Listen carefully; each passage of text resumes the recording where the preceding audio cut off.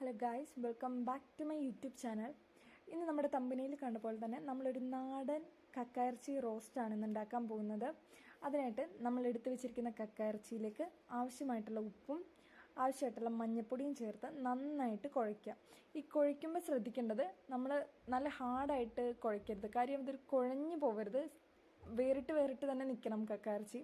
അപ്പോൾ നന്നായിട്ട് കുഴച്ചതിന് ശേഷം ഉപ്പും മഞ്ഞൾപ്പൊടിയൊക്കെ നന്നായിട്ട് പിടിക്കാൻ വേണ്ടിയിട്ട് നമുക്കൊരു 10 മിനിറ്റ് ഇതൊന്ന് മാറ്റി വെക്കണം.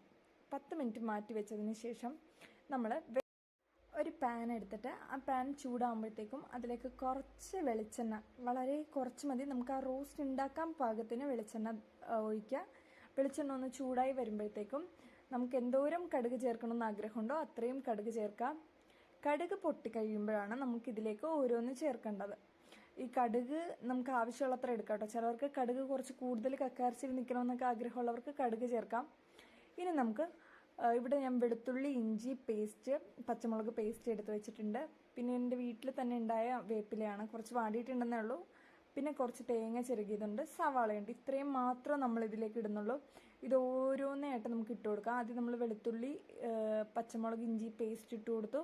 അത് കഴിഞ്ഞിട്ട് നമുക്ക് വേപ്പില, നിങ്ങൾക്ക് വേറെ ഫ്രഷ് വേപ്പില കിട്ടുമെങ്കിൽ വേപ്പില ഇട്ട് കൊടുക്കാം കേട്ടോ. നമുക്ക് സവാള ഇട്ട് കൊടുത്തു. എന്നിട്ട് നന്നായിട്ട് നമുക്കിതൊന്ന് വാട്ടിയെടുക്കാം. തേങ്ങ ഞാൻ ഇപ്പോഴേ ഇട്ടിട്ടില്ല. തേങ്ങ നന്നായിട്ട് മൂത്ത് കിട്ടണമെങ്കിലും തേങ്ങ നമ്മൾ ഇപ്പോഴേ ഇട്ട് കൊടുത്തിട്ടില്ല. ഇതൊന്ന് അത്യാവശ്യം വാടിക്കഴിയുമ്പോഴാണ് നമ്മൾ ലാസ്റ്റ് തേങ്ങ ഇട്ട് കൊടുക്കുക. അല്ലെങ്കിൽ തേങ്ങ പെട്ടെന്ന് കരിഞ്ഞു പോകാൻ ചാൻസ് ഉണ്ട്, എണ്ണ കൂടുതലുള്ളത് കൊണ്ട്. എന്നിട്ട് നമുക്ക് ലാസ്റ്റ് ഇത് ഇപ്പോൾ കുറച്ച് വാടിക്കഴിഞ്ഞപ്പോഴത്തേക്കും നമുക്ക് തേങ്ങയും കൂടി ഇട്ട് നന്നായിട്ട് ഇതൊന്ന് മൂപ്പിച്ചെടുക്കണം. ഈ ഇഞ്ചിയുടെയും വെളുത്തുള്ളിയുടെയൊക്കെ ഒരു സ്മെല്ലും എല്ലാം നമ്മുടെ തേങ്ങയിലും കൂടി പിടിക്കണം. തേങ്ങ നല്ല ക്രിസ്പി ആയിട്ടിരിക്കണം. ഇനി ഇത് നമുക്ക് നന്നായിട്ട് വാടിക്കിട്ടണം. നിങ്ങൾക്ക് കുറച്ച് നേരം നല്ല ഫ്ലെയിം കൂടുതലാണ്, ഹൈ ഫ്ലെയിമാണ് വെച്ചിരിക്കുന്നതെങ്കിൽ നന്നായിട്ട് ഇളക്കി കൊടുക്കാം. ഇനി അതിലേക്ക് നമ്മൾ ഒരു സ്പൂൺ കുരുമുളക് അങ്ങനെ തന്നെ ഇട്ടിട്ടുണ്ട്. നമ്മൾ ഈ കുരുമുളക് ഇട്ടത് കൊണ്ട് തന്നെ നമുക്ക് മുളക് പൊടി വളരെ കുറച്ച് മതി. ഇത് കാശ്മീരി ചില്ലി ആട്ടോ, കളർ മാത്രമേ ഉണ്ടാവുള്ളൂ, എരിവ് കുറവായിരിക്കും. കാര്യം നമ്മൾ കുരുമുളക് പൊടി നമ്മൾ 1 സ്പൂൺ ഇട്ടിട്ടുണ്ട്. അപ്പോൾ നന്നായിട്ട് ഇളക്കി കഴിഞ്ഞതിന് ശേഷം അതൊന്ന് വാടിക്കഴിയുമ്പോഴത്തേക്കും നമുക്കിനി കക്കയിറച്ചി ഇതിലേക്ക് ഇട്ട് കൊടുക്കാം. നമ്മളിവിടെ നേരത്തെ ഉപ്പും മഞ്ഞൾപ്പൊടിയും ചേർത്ത് വെച്ചിരുന്ന കക്കയിറച്ചി ഇതിലേക്ക് ഇട്ട് കൊടുക്കാം. എന്നിട്ട് നന്നായിട്ട് ഇളക്കാം. കക്കയിറച്ചിക്ക് എപ്പോഴും മുളക് പൊടിയിൽ നല്ലത് കുരുമുളക് പൊടിയിട്ട് റോസ്റ്റ് ചെയ്യുന്നതായിരിക്കും. അപ്പോൾ നിങ്ങൾ മുളക് പൊടിയിട്ടാണ് എപ്പോഴും കക്കയിറച്ചി ഉണ്ടാക്കണമെങ്കിൽ കുരുമുളക് പൊടി ഇട്ടിട്ട് ഒരു ദിവസം ട്രൈ ചെയ്ത് നോക്കാം, നല്ല ടേസ്റ്റ് ആയിരിക്കും. ഞാനിവിടെ എനിക്കെപ്പോഴും ജസ്റ്റ് വെന്ത് കിട്ടുക, അല്ലാതെ നന്നായിട്ട് ക്രിസ്പി ആയിട്ട് നന്നായിട്ട് മുരിഞ്ഞ് കക്കയിറച്ചി കിട്ടുന്നതാണ് എനിക്കിഷ്ടം. അപ്പോൾ ഓരോരുത്തരുടെ ഇഷ്ടം പോലെ നമുക്ക് ഉണ്ടാക്കാം. അപ്പോൾ ഇതിന് നമുക്ക് നന്നായിട്ട് നമ്മുടെ എണ്ണയിലൊന്ന് മൊരിഞ്ഞ് കിട്ടണം.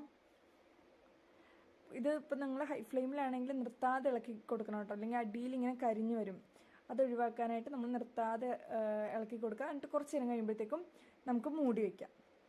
മൂടി വെച്ചതിന് ശേഷം നമ്മൾ ഇടയ്ക്കിടയ്ക്ക് മാറ്റി ഇളക്കുന്നുണ്ടായിരുന്നു. അത് കഴിഞ്ഞ് കുറച്ച് നേരം കഴിഞ്ഞപ്പോഴത്തേക്കും നമ്മുടെ കക്കയിറച്ചിയൊക്കെ നന്നായിട്ട് മൊരിഞ്ഞ് കിട്ടിയിട്ടുണ്ട്. അപ്പോൾ ഇത്രയേ ഉള്ളൂ. ഇതാണ് ഞാൻ പറഞ്ഞ സിമ്പിൾ കക്കയിറച്ചി റോസ്റ്റ്, നമ്മുടെ വീട്ടിലൊക്കെ ഉണ്ടാക്കുന്ന കക്കയിറച്ചി റോസ്റ്റിൻ്റെ സിമ്പിൾ റെസിപ്പി. അപ്പോൾ എല്ലാവരും ട്രൈ ചെയ്ത് നോക്കുക വീട്ടിൽ. Thanks for watching this video.